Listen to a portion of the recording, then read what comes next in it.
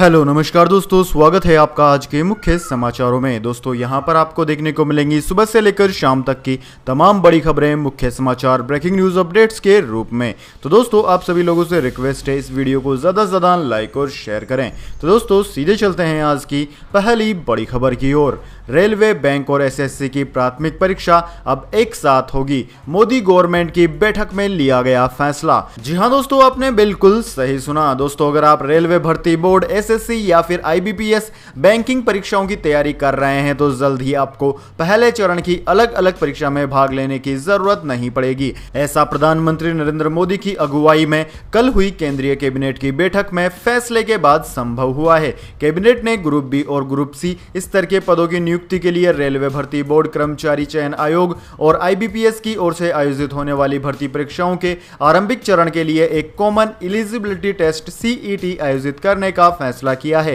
इन पदों को सामान्य भाषा में गैर राजपत्रित पद कहा जाता है। सीईटी आयोजित करने के लिए इन नई संस्थान राष्ट्रीय भर्ती एजेंसी का गठन करने का फैसला भी किया गया है। शुरुआत में एजेंसी रेलवे भर्ती बोर्ड, कर्मचारी चयन आयोग यानी कि एसएससी और आईबीपीएस की ओर से होने वाली परीक्षाएं आयोजित करेंगी। इसके बाद दोस्तों अगली बड़ी खबर, मोदी सरकार ने किसानों को दी बड़ी सौगात, गन्ने की फसल पर 10 रुपए प्रति क्विंटल ज्यादा मिलेगा भाव। जी हां दोस्तों, किसानों को अब उनकी गन्ने की फसल के लिए ज्यादा दाम मिल सकेगा।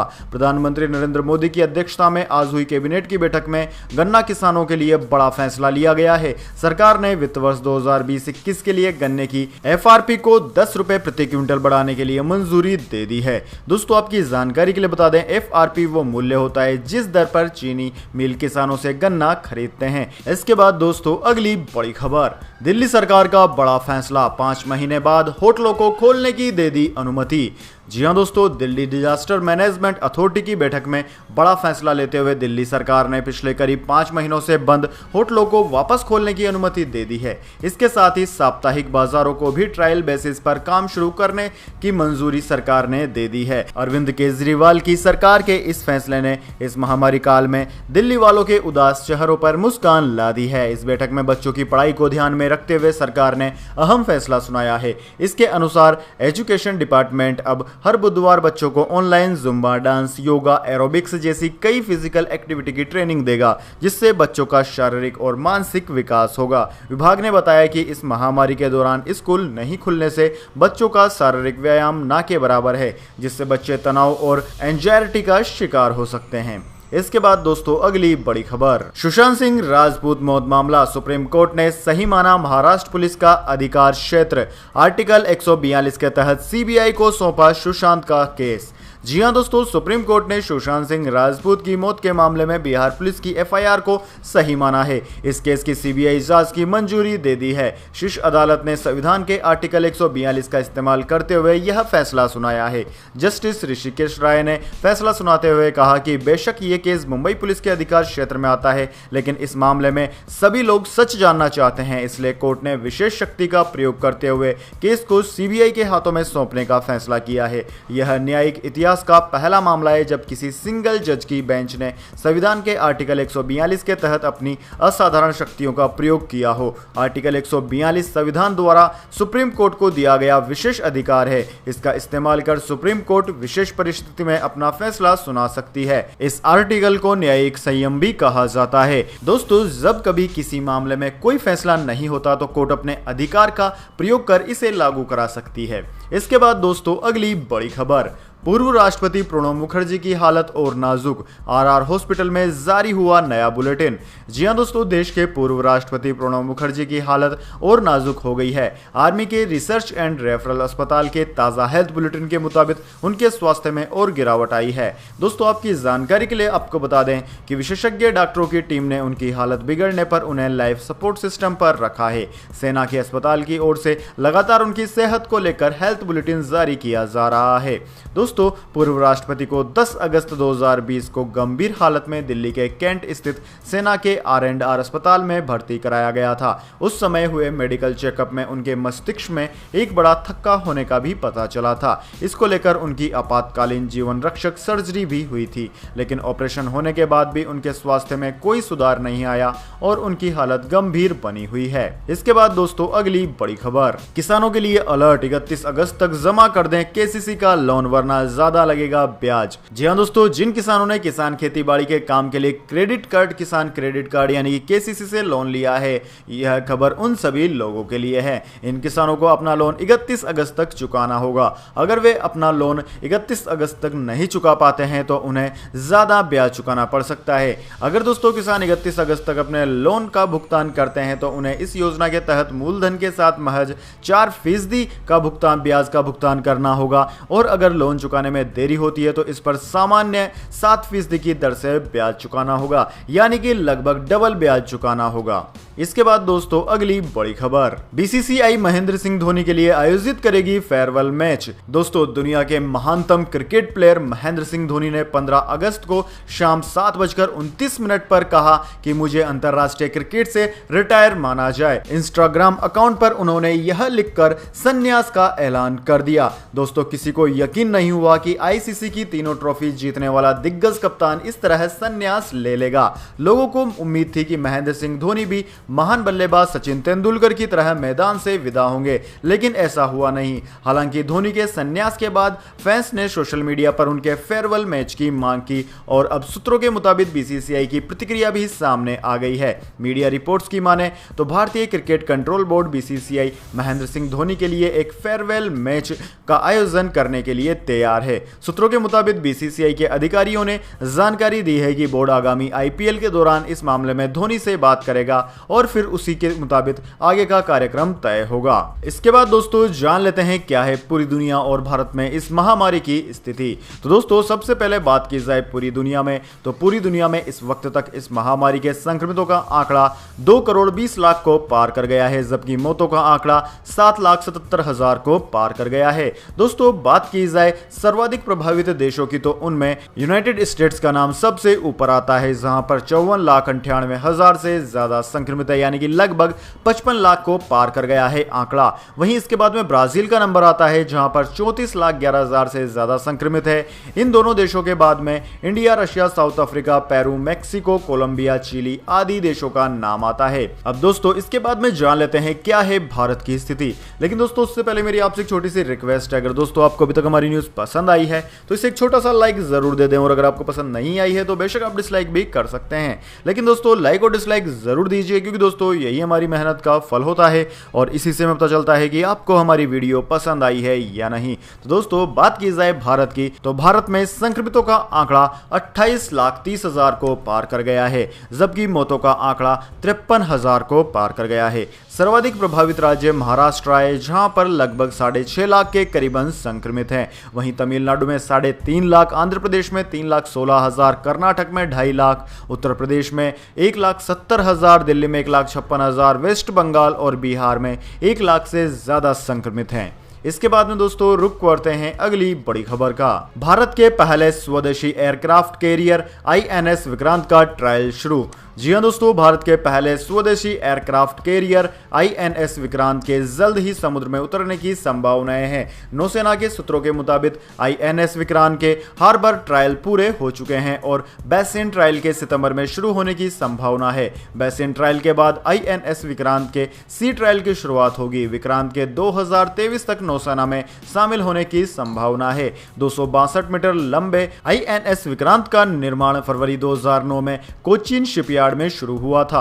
इसमें 26 फाइटर एयरक्राफ्ट और 10 हेलीकॉप्टर रखे जा सकते हैं। नौसेना फिलहाल मिग-29 के को इस कैरियर के लिए चुन चुकी है।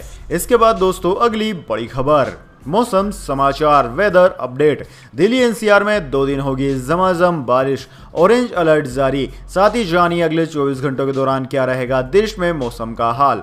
दोस्तों बात की जाए दिल्ली की, दोस्तों दिल्ली एनसीआर वालों के लिए अच्छी खबर है। अभी 2 दिन बारिश का सिलसिला जारी रहेगा। राष्ट्रीय राजधानी और इसके आसपास के इलाकों में बुधवार सुबह तेज हवाओं के साथ भारी बारिश हुई। मौसम विज्ञान विभाग यानी कि इंडियन मेट्रोलॉजी डिपार्टमेंट के मुताबिक अरब सागर के दक्षिणी पश्चिमी हवाएं और बंगाल की खाड़ी से दक्षिण दक्षिणी पूर्वी हवाएं राजधानी क्षेत्र को नमी भेज रही है। मौसम ब्यूरो ने 2 दिन के लिए राष्ट्रीय राजधानी में ऑरेंज अलर्ट जारी कर दिया है। ब्यूरो ने चेतावनी दी है कि निचले इलाकों में पानी भर सकता है, वहीं यातायात में रुकावट आने और वाहन दुर्घटनाओं की संभावनाएं बढ़ सकती है। वहीं दोस्तों इसके अलावा बात की जाए पूरे देश की, तो दोस्तों पूरे देश में अगले 24 घंटों के दौरान ओडिशा, दक्षिणी छत्तीसगढ़ के कुछ हिस्सों, उत्तरी तेलंगाना, दिल्ली एनसीआर, उत्तर पश्चिमी उत्तर प्रदेश, पंजाब के कुछ हिस्सों, हरियाणा और गुजरात के कुछ भागों में भारी बारिश की संभावना है। कोंकण, गोवा, मध्य प्रदेश, विदर्भ, तटीय कर्नाटक, आंध्र प्रदेश, उत्तर प्रदेश के पश्चिमी और मध्य भागों, जम्मू कश्मीर, हिमाचल प्रदेश, उत्तराखंड, गंगीय पश्चिम बंगाल में हल्की से मध्यम बारिश के साथ 1-2 स्थानों पर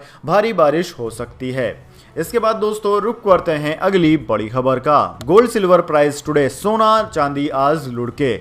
जी हां दोस्तों, आज सोने और चांदी की कीमतों की बात की जाए तो आज सोने और चांदी दोनों धातुओं की कीमतों में गिरावट दर्ज की गई है। HDFC सिक्योरिटीज के अनुसार कीमती धातुओं की अंतर्राष्ट्रीय कीमतों में गिरावट के कारण आज राष्ट्रीय राजधानी दिल्ली में भी सोने का भाव 640 रुपए घटकर 54,269 रुपए प्रति 10 ग्राम पर आ गया, जो कि पिछले कारोबारी सत्र में 54,909 रुपए प्रति 10 ग्राम था।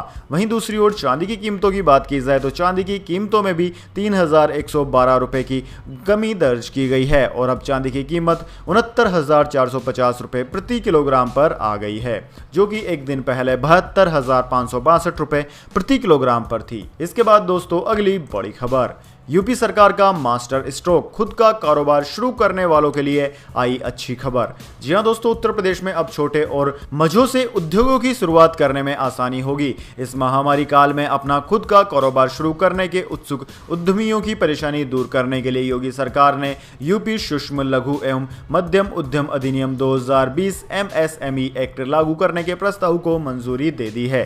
कैबिनेट की मीटिंग में नए अधिनियम को भी मंजूरी दे दी गई। इस अधिनियम का नाम अब उत्तर प्रदेश सूक्ष्म लघु एवं मध्यम उद्यम अधिनियम 2020 हो जाएगा। इसके बाद दोस्तों अगली बड़ी खबर, सुशांत सिंह राजपूत केस के साथ दिशा सालियान केस की भी जांच करेगी CBI।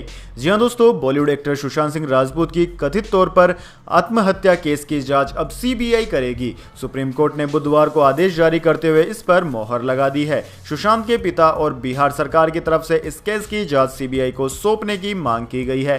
वहीं सुशांत केस में पक्षकार वकील विकास सिंह ने प्रेस कॉन्फ्रेंस करते हुए बड़ी बात कही। उन्होंने कहा कि आज बड़ा दिन है, इस युद्ध में न्याय के लिए इंतजार जरूर करना पड़ा, लेकिन कोर्ट ने अपना फैसला दिया, हमारी हर बात मानी। कोर्ट ने CBI जांच को मंजूरी दे दी, साथ ही इससे जुड़े हर मामले की जांच भी कोर्ट ने CBI को सौंप दी है। यानी कि अब सुशांत सिंह केस के साथ ही दिशा सालियान मौत केस की जांच भी CBI कर पाएगी।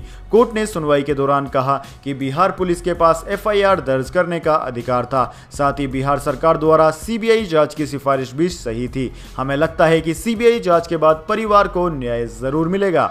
इसके बाद दोस्तों अगली बड़ी खबर, पाकिस्तान के सेना प्रमुख बाजवा को सऊदी अरब में पीना पड़ा अपमान का घूंट।